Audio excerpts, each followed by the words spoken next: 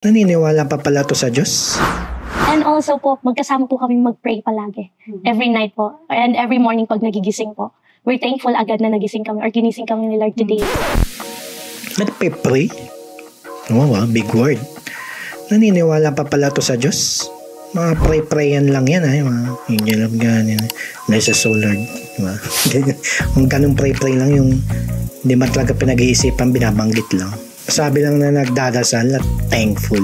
Wow, thanks lang ng thanks, pero hindi sinasabuhay ang gustong ipagawa sa kanila ng Panginoon. Puro pasalamat, walang pagsasabuhay, puro paghiling, walang paghingi ng tawad.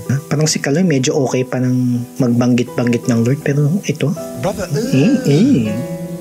banggit ng pray-pray. Pero sa bagay, di ba? Baka iba yung pinasasalamatan nila. Sa tingin nyo, mga kapatid, si Lord ba talaga yung pinasasalamatan ng mga to? Diba? Kasi sino ba yung gustong mag-live-in ng dalawang tao nang hindi nagpapakasal? Si Lord ba o si Satanas?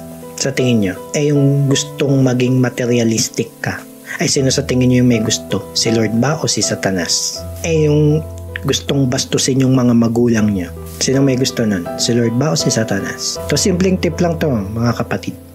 Kapag may gusto kayong gawing desisyon sa buhay, tanong nyo sarili nyo, gugustuhin ba to ni Lord o si Satanas ang may gusto nito?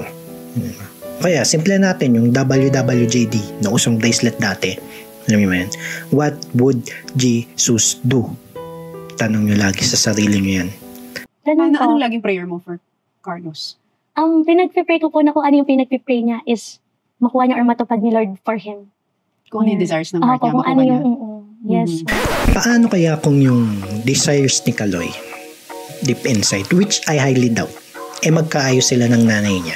Hypothetical lang naman. Kaya si girl? Sa tingin niya, mga kapatid,